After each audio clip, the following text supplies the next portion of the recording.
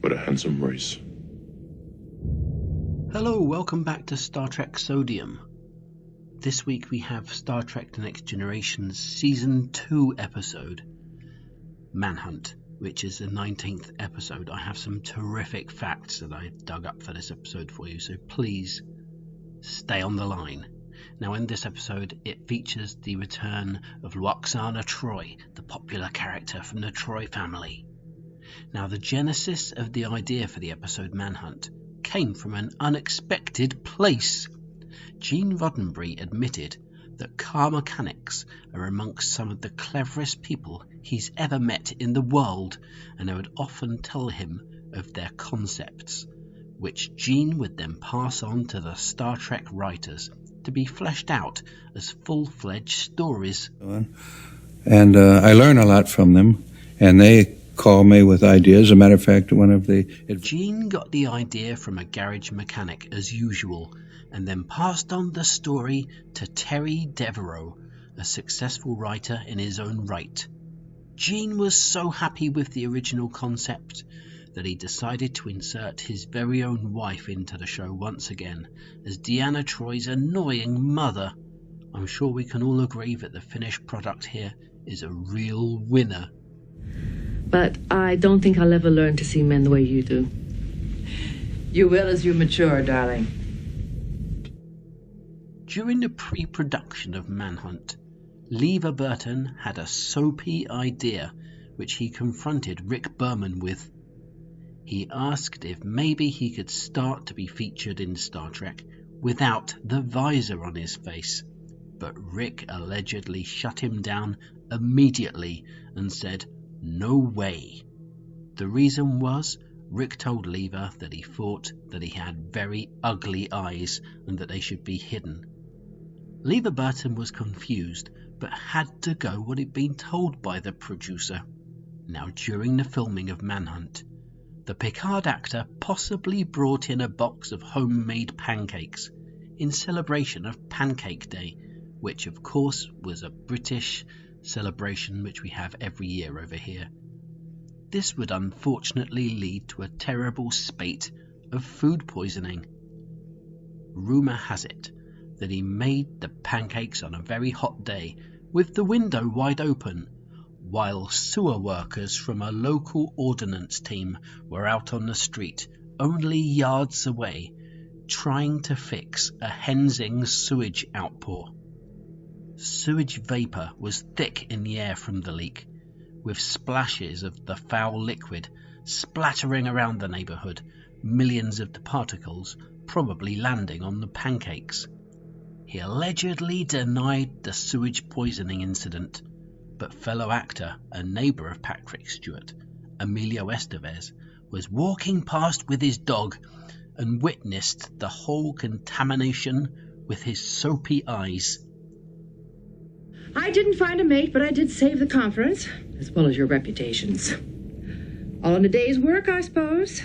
Ever the practical joker, the Data Robots actor, Spiner, had possibly come into work at the studio an hour early and filled the other actors' Star Trek shoes with some crucid custard. As the changing rooms were only very dimly lit, the other actors didn't notice the custard at first and squelched the sweet yellow liquid across the ground. The only other footwear available to the actors was Wellington boots from a farming show in the studio next door, and so the actors were forced to wear the boots instead, leading to all of the scenes needed that day to being filmed above the knee level of the actors to hide the muddy farming boots. There was a new person working that day. They'd started in the makeup department, but unfortunately the new member of staff wasn't so clued up on the ins and outs of Star Trek. Rex Delphin unfortunately mixed up the production notes for the day's filming and mistakenly applied a Romulan look onto Michael Dorn instead of his usual Klingon look. When Dorn looked into the mirror, he reportedly laughed, but removed the Romulan bits swiftly and gave Rex Delphin a deadly stare, telling him in his deep, liquid voice not to ever make any more mistakes like this ever again. This episode marked the eagerly awaited return of Star Trek Next Generation and Deep Space Nine regular Lwaxana Troi, who, as rumour has it, was actually the second cousin of Marina Citrus, but had been ostracised by most of the family when there was a fight over dog ownership. Happily, though, the actors working closely together here helped build bridges and patch things up for the family. Marina Citrus was possibly wearing her new girdle during the filming of Manhunt, a girdle made of kangaroo silk, which wildly rubbed against her knockers and sides, making a sound that sounded like a cross between sneakers on a basketball court and a human head under the wheel of a heavy car. Rick Berman diplomatically asked her to either move slower or remove the annoying girdle, a move which may have just saved the episode from the garbage bin. Between the end of filming Season 1 and the beginning of Season 2, actor Jonathan Frakes was filming in the harsh desert landscape of the Middle East, making a straight-to-TV action movie, perhaps with Steven Seagal and that bloke from Karate Kid.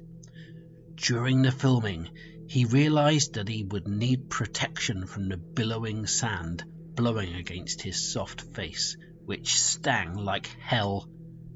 He was advised by his Middle East advisor, Alfonso Charge, to grow a beard, like the locals do, which would protect his delicate lower face from the stinging pain of the sand.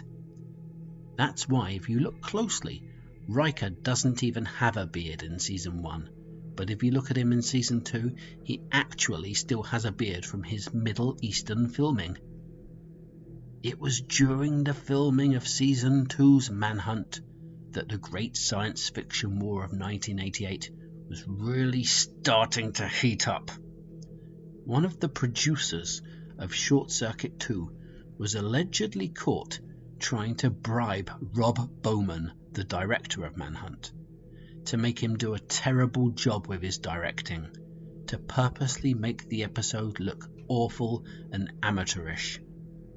Thankfully, though, as a man of honour, Rob Bowman, no relation to 2001: A Space Odyssey's David Bowman, Rob Bowman threw the offer back in Short Circuit 2's face and warned them to back off, or Star Trek would go up to full throttle in their next bout of revenge. There was no sign of the war dying down, but hopefully there would be a winner soon. Now, while filming this episode in 1988, Lever Burton's cousin Tim came to the studio and tried to introduce Rick Berman to a young actor called Johnny Depp.